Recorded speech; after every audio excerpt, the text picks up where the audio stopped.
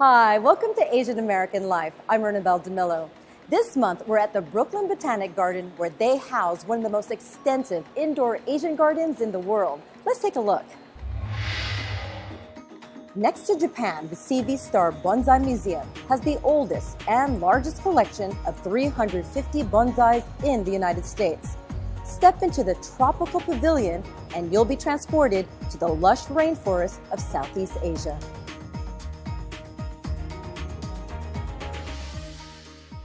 In honor of Asian Pacific Heritage Month, we take a look at 4 fascinating leaders in entertainment, business, science, and human rights. Here's more. From Avon's corporate boardroom to Grameen's fight against poverty, Kyung Yoon sits down with CEO Andrea Jung. Paul Lin investigates the real CSI. And Minnie Roh has an exclusive report on World War II war crimes and sexual violence against women who are known as comfort women. We start our show with one of the most popular children's entertainers on television. If you have a child between the ages of 1 and 6, you'll probably recognize him. That's because he has set up shop on one of the most popular streets in America. Oh, hello, and welcome to another peaceful day here on Sesame Street. For 16 seasons, Alan Muraoka has been running one of the most iconic shops on television, Mr. Hooper's store on Sesame Street. We visit Alan as he prepares to start shooting his 17th season with the show. But before we sit down for the interview, he quizzes me. Do you know who this is? Yeah, Abby Kadabi. No. Oh, no. We don't negate. We just say, try again. Try again. And how did you end up in this magical place? Well, and this No, the most famous street in the world. Absolutely. So back in 1997, I was doing the revival of King and I, and then I got a call from my agent saying, hey, they're looking for somebody to take over Hooper's store for the 30th season. They want to change things up a little bit. Alan made history. He became the first Asian American cast member of Sesame Street. I grew up with the show. I'm of that generation that I was a latchkey kid, and so I watched it growing home, with eating my Oreos. And drinking your Tang. Absolutely. Oh, yes, Tang. My very first day on set, the actress who plays Susan asked me how old I was, and I told her, and she said, I raised you, come here. And she gave me a huge hug, and it was absolutely true. I had grown up with her and Bob, and Maria on my television set for years, so it did feel like home for me. Alan grew up in Southern California, 4th-generation Japanese American, with stars in his eyes. He started performing in middle school, and the stage became his second home. His big break came after a stint performing on a cruise ship after college. I just got off a cruise ship. I had worked for a year and a half to save money to move to New York. There was a call for a new musical that was coming to New York. And I was like, all right, and they specifically wanted an Asian American guy. And I've never done this before, but I sent my picture and resume to the theater that was producing it, and I was like, I am the guy that you want for this role. on a little Post-it. I was like, I would never have done that before in my life. And, and ultimately I got the part, so I guess they listened to that little Post-it note. He starred in 6 Broadway shows since moving to New York in 1987. Most notably, he played the engineer in Miss Saigon. He was in the last revival of The King and I, and he starred in Stephen Sondheim's Pacific Overtures. Theater is his first love. Along with performing on stage, he directed several shows, including shows for nonprofits like the East-West Players. Alan is a familiar face in the Asian American community, always lending a helping hand. In fact, you and I have co-hosted events throughout, I won't say how long. Yeah, don't say that. Please don't reveal that. Yes, and I love it, and I do love it. But it is his role as Alan the Grocer that has opened the doors to incredible opportunities. He performed at the White House, in the Macy's Thanksgiving Day Parade, and has performed with some of his favorite celebrities. When did it hit you that you were part of this iconic show? Oh, it always surprises me when people, come up to me. I remember this was a few seasons ago. Sheryl Crow was on the show, and we're sitting there, I'm like, oh, we got to get to meet Sheryl Crow. And we walk up to each other, and she goes, I am so excited to meet you. And I was like, and I just sat there, I was like, what? This is not how it's supposed to go. I'm excited to meet you. It's been an incredible run for Alan, and it continues with Sesame Street. More acting and directing, and he has a book coming out soon. If you could talk to your younger self now, that junior high school kid with these big dreams, what would you say? What would I say? You're going to have a pretty good life. So, it's coming. So just wait for it. Calm down. Just calm down and wait for it, because it's going to be pretty fun. Thank goodness you didn't calm down, though. That's true. I think he is saying, welcome to Sesame Street. I'm Ernabel Demillo for Asian American Life.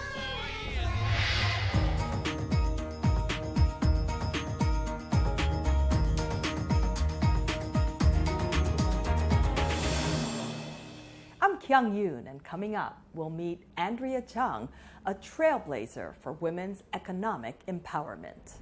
If you give a woman a hand up rather than a handout, there's sustainable, lasting society improvement. And I think that's been proven, again, time and time again. Andrea Jung, the CEO of Grameen America, is determined to break the cycle of poverty for women in the U.S. who can't get access to capital because they're considered a poor credit risk. It's cyclical. They can't establish a pattern of credit and get a FICO credit score that allows them to get a credit card. Jung believes a small loan can be the life-transforming boost a woman needs to pull herself out of poverty. What a woman can do with a $1,500 loan continues to astound me every single time I meet one of our borrowers. Is that the average size of a loan? That's the first size loan. The average size loan is about $2,300. Grameen was founded in Bangladesh in 1983 by Nobel Prize winner Muhammad Yunus to help women who were too poor to qualify for traditional bank loans. It was a revolutionary idea to extend credit to illiterate women to help them buy a sewing machine or some bamboo to start a basket weaving business and transform them into entrepreneurs. Grameen America program is the fastest growing microfinance organization in the United States, and the very first branch opened in Jackson Heights, Queens, right here in our backyard. So our measure of what does good look like is that we give them that access, we open a bank account for them, we help them establish that credit score, and that then the bigger impacts, the impact on their earnings, what's the income boost, are they able to in fact create a job? 1 out of 5 Grameen America members, have people working for them. For many years, Andrea Jung was known more for makeup than microloans. As the CEO of Avon, a position she held from 1999 to 2012, she was one of very few women and Asian American CEOs of a Fortune 500 company. Do you see the transition from being the head of Avon to Grameen America as a radical shift? Avon was really founded on the idea that if women could have some of their own money, make their own individual incomes, they could be empowered. Avon calling at your door. Avon calling. So if you fast forward all the way to Muhammad Yunus and his founding belief that women in dire poverty who were just given a tiny bit of capital where they had no access to loans would not only pay that loan back, tiny amounts, but in fact beginning to work themselves out of poverty. Grameen is very much of a social business. It's a sustainable business. I am proud to present the 2015 Philanthropy Award to Andrea Jung. In March, Andrea Jung was honored by the United Way of New York City, an organization that is also at the forefront of fighting poverty and creating opportunities for New Yorkers. I've had the opportunity to see thousands of women across the United States, and here we are in the richest nation, and we look at the richest city here in the richest nation and the income inequality and the people who do not have access, whether it's to capital or to education, is truly daunting, and I know that's why every one of us is in this room today. Why is this mission so important to you personally? I'm a proud New Yorker. I have lived here, my children have grown up here, I've worked here. I think it's hard to believe in 2015 that there is still so much need. And I think it takes organizations like the United Way of New York City, like Grameen America. Right here in New York City, we've served over 26,000 women right here in the boroughs. A child of Chinese immigrants, Andrea Jung says that she was raised to be proud of her heritage. I remember being in 4th grade and going to a pulp plant and running home and saying, they make paper here. Can you believe they make paper? And my father would say, paper was invented in China. How has being Asian American influenced you as a leader? You don't have to change who you are. You don't have to kind of walk away from that part of your heritage, but you need to be more assertive. So I did learn, and it took some time, but it's really been quite helpful, and I don't think I've lost the essence of what I'm proud of in terms of being Chinese. And Andrea Jung has plans to expand the work and impact of Grameen America across the United States to create even more opportunities for women and families. I'm Kyung Yoon for Asian American Life.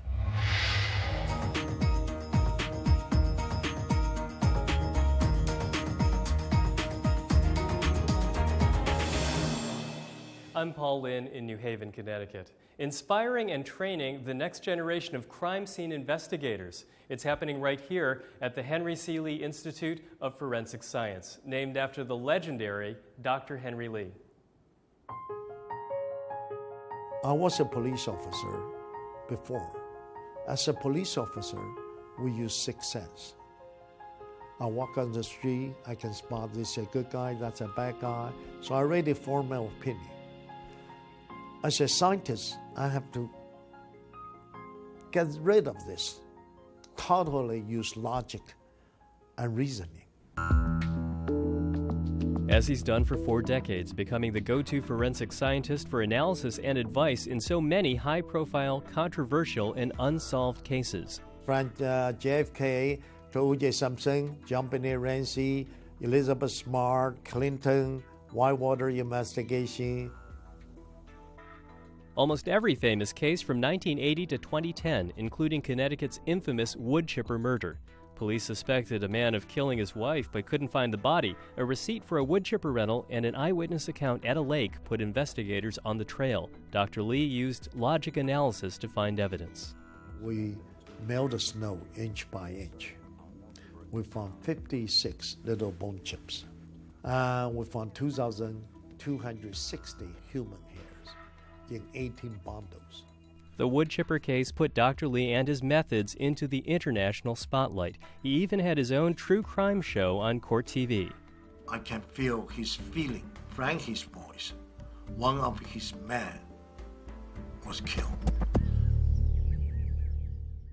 When Dr. Lee started out, he could count on one hand the number of Asians practicing forensics in the U.S. Now, the field is much more diverse, thanks in part to his visibility and advocacy.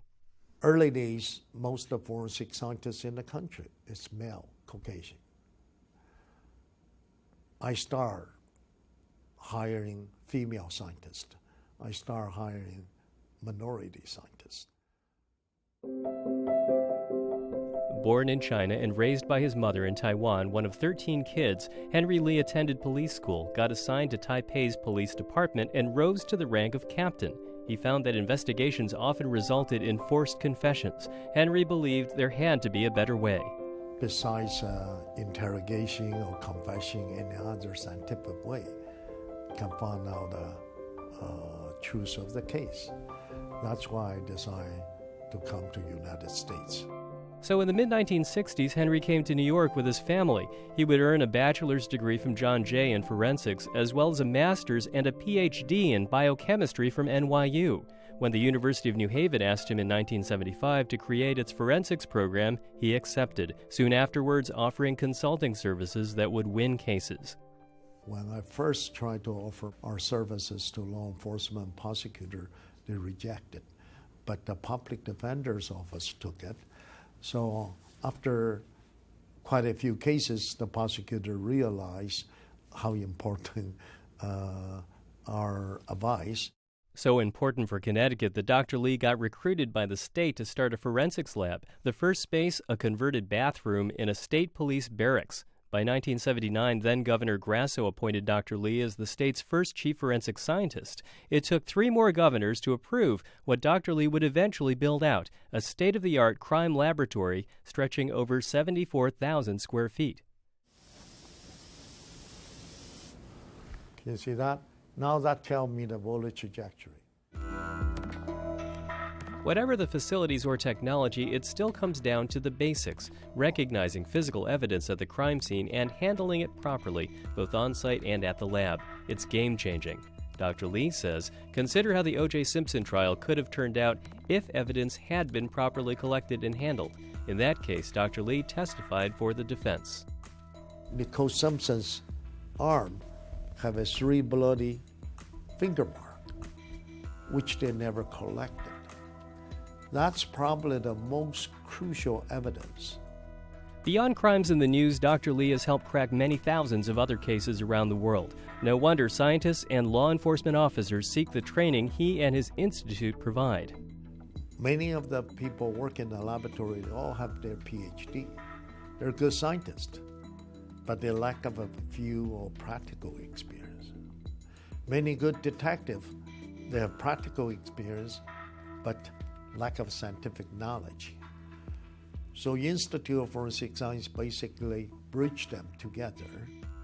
Today, police from 59 countries come to Connecticut to learn about forensics. They can study DNA, ballistics, and more. And Dr. Lee, almost 80 years old now, still has plenty of cold cases to work on. He also has so much more to share with young scientists.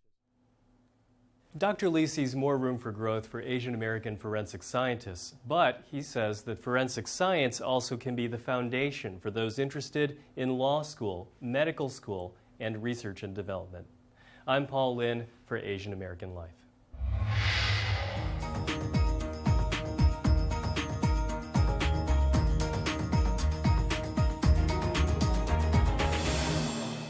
During World War II, human trafficking and sexual slavery allegedly committed by the Japanese military may seem like something straight out of a history book. However, it is still a painful reality for 53 Korean women who say they are living proof that these war crimes did exist.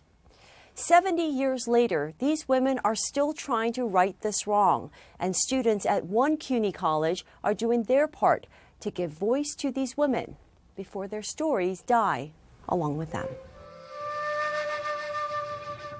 Korea in the late 1930s. The country was under Japanese occupational rule, one of several pawns captured in the net of the Japanese imperialist regime in its quest to dominate the region. It was a dark time in the history of this country, but even darker yet because of the testimony from these women who say they were forced to serve as sex slaves, also known as comfort women, for the Japanese army. 안녕하세요, 할머님. 16살 정도 됐어요. Via Skype from their residence in South Korea, called 나눔의 집, or House of Sharing, I spoke to two women who, despite their advanced age, tell with great clarity how they were taken against their will. I kicked my feet and said, I'm not going. And shipped off to unknown destinations and fate. There were about 10 of us. We went on a train, and then I have no idea where they went. In 1943, Yoo Hee-nam was 16 years old. She says as a young girl, she had heard horror stories about girls being snatched off the side of the road, but never dreamed it would happen to her. Her mother even arranged a marriage with a stranger, thinking that would protect her. But Yoo ended up in the hands of the Japanese. Everyone was crying, other than to ask each other, who are you? Where are you from? We couldn't even talk to each other. We were so scared. At first, she thought she was going to work at a factory as part of the Japanese war effort. Instead, Yoo ended up at a so-called comfort station, or brothel, in Shimonoseki, a coastal town in the south of Japan.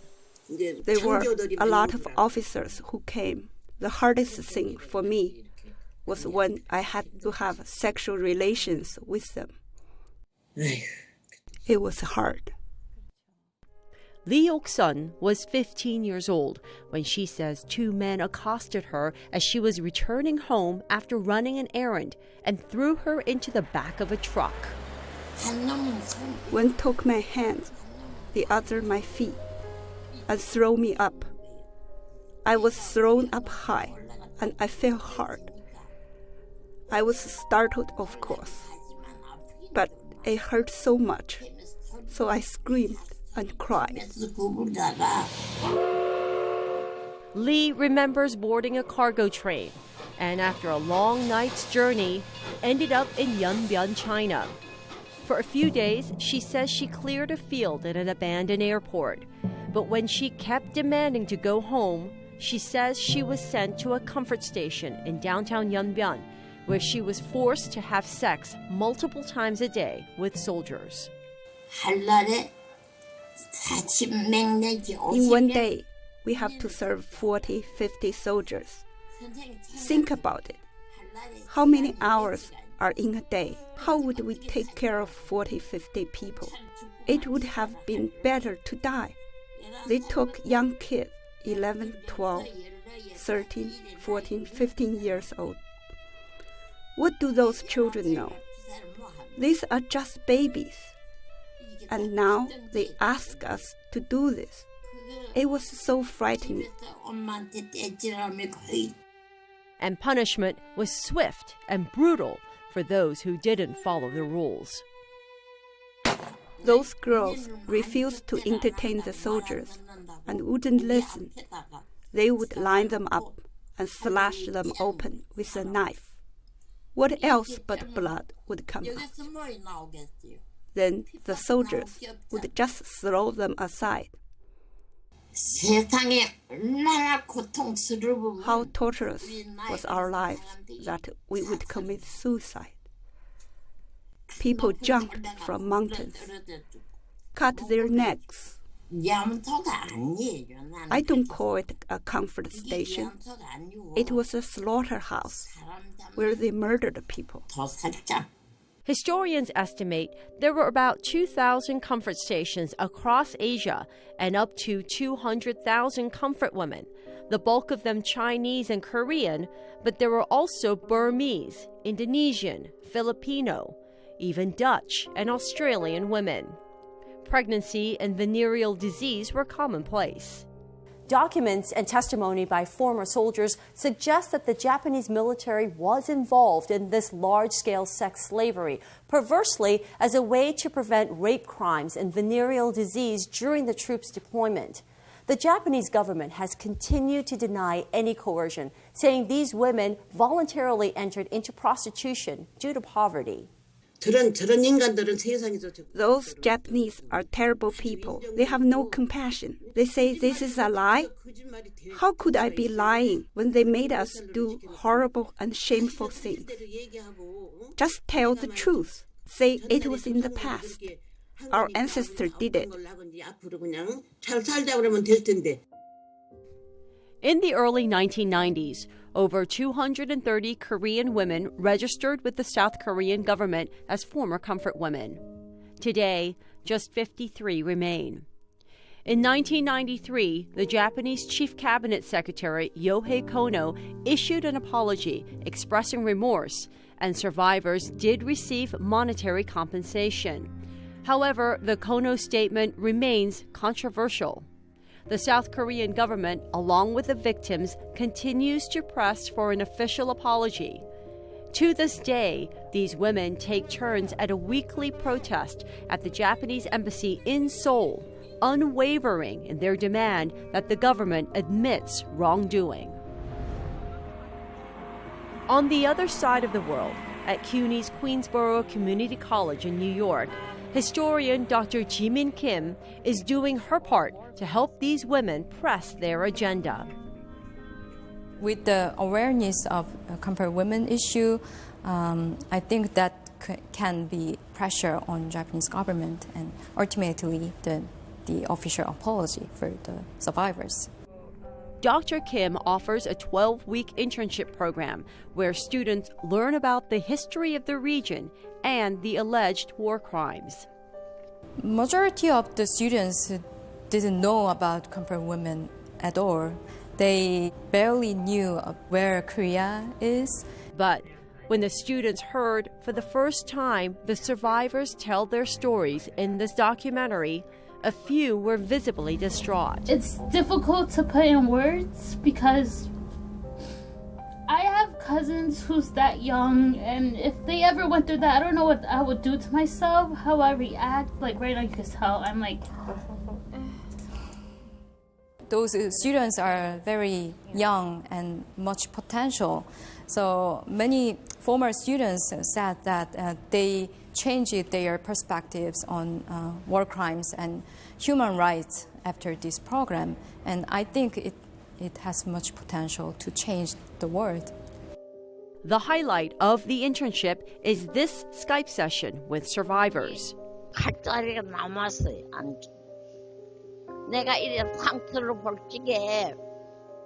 Based on these interviews, the students create websites, poems, and artwork, which are temporarily displayed at the Kupferberg Holocaust Center on campus. The executive director says he has plans to make this a permanent exhibit. We are imagining it to be based largely on stories at this point. So the stories, the life stories, the testimony of the victims, also to make it relevant through showing the women as they live today and how it informs and ultimately, ideally, opens their eyes to the connections between various groups and the dangers of allowing hatred and prejudice to grow unchecked. After the Japanese Empire was defeated at the conclusion of World War II in 1945, the comfort stations were abandoned. Reportedly, many of the women were killed. Others made their way back to their homeland. Lee decided to stay in China. Why didn't I ever go looking for my family? I had a sign on my forehead that said, "Comfort woman." How could I possibly go with that shame? Yu never saw her family again either. She married, had 5 children, and kept her secret hidden from everyone until she was one of those who registered as a former comfort woman. Her daughters have not spoken to her since. They said, "How did this happen? We have to all take medicine and die together." I still regret it. Why didn't I just die by keeping my silence? I spoke out, and now my children wouldn't talk to me. Now, Lee and Yu live with other survivors at Nanumijib, or House of Sharing, which is both a museum and residence for former comfort women. Yu has cancer. Lee has medical issues stemming from her traumatic past. Both know they do not have much longer to live. Their one wish is to die knowing that their dignity has been restored, if not for themselves, for the memory of those who went before them.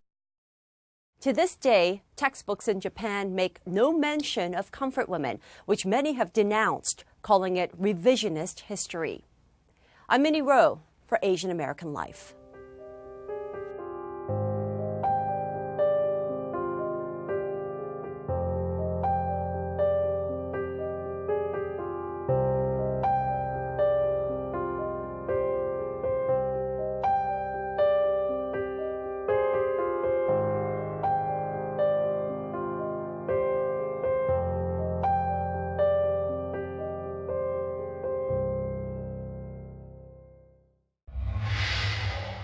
Next month, we talk to fashion icons and insiders about what's happening in the fashion industry. Also, be sure to visit the CV Star Bonsai Museum and Tropical Pavilion and the outdoor garden here at the Brooklyn Botanic Garden. I'm Ernabel Demillo. We'll see you next time on Asian American Life.